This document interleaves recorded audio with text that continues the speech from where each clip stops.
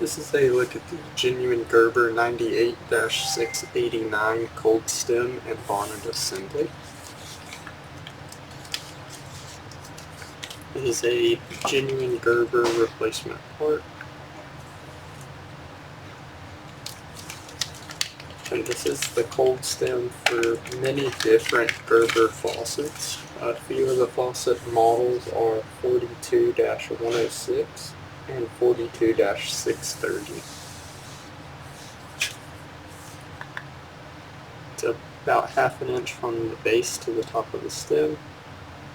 It comes with the friction washer here and the washer on the bottom there. It's about half an inch, a little more than half an inch on the diameter of the bottom, about a 1/4 inch diameter on the top, and the overall length of the stem is about 1.5 inches.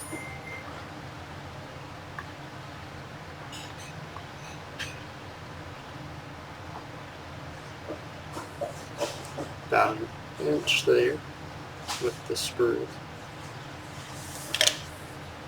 And it does say Gerber right here on the stem.